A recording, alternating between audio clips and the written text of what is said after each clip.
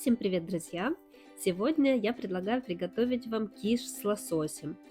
Это такой пирог на тонком-тонком тесте, где основное в этом пироге начинка. Киш получается очень сытный, вкусный и вполне может заменить полноценный обед.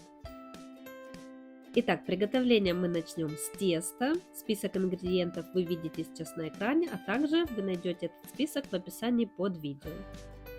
Итак, берем муку, смешиваем ее с солью, добавляем холодное сливочное масло и одно яйцо. Теперь должна получиться крошка, которую впоследствии мы будем замешивать в плотное тесто. Вы, конечно, можете использовать комбайн или миксер с насадками для замешивания теста. Я решила замесить тесто руками, в этом нет ничего сложного. Буквально 5 минут для этого вам понадобится. Также мы берем форму для тарта, диаметр формы 19 сантиметров и пергамент.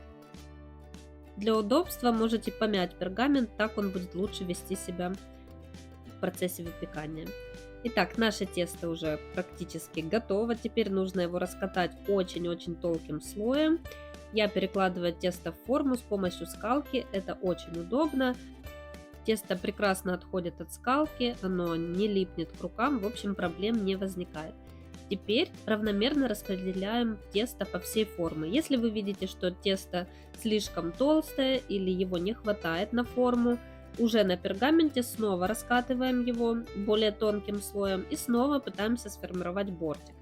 Если теста достаточно, все получилось, тогда срезаем края, делаем аккуратный срез и убираем форму в холодильник на 20 минут. Теперь займемся приготовлением начинки. Для этого нам нужен свежий лосось, у меня 300 грамм, вы можете взять больше, если вам нравится более насыщенный рыбный вкус, но 300 грамм вполне будет достаточно. И нарезаем лосось небольшими кубиками. В принципе, если у вас нет такой рыбы, вы можете взять консервированный тунец, тоже будет довольно вкусно, просто заливки придется добавить чуть больше, потому как тунец довольно сухая рыба. Итак, мы распределили лосось, теперь берем брокколи и разделяем брокколи на соцветия. И в произвольном порядке просто распределяем по всей поверхности тарта. Посыпаем солью и сушеной зеленью. Наш пирог практически готов, и переходим к финальной стадии, готовим заливку. Яйца смешиваем со сливочным сыром, у меня Филадельфия, и перемешиваем до однородности. В принципе, можно взять любой мягкий сыр. Также добавляем нежирные сливки 10% и твердый сыр, натертый на крупной терке. Солить не обязательно, потому как сыр и так достаточно соленый, поэтому смотрите уже по своему вкусу.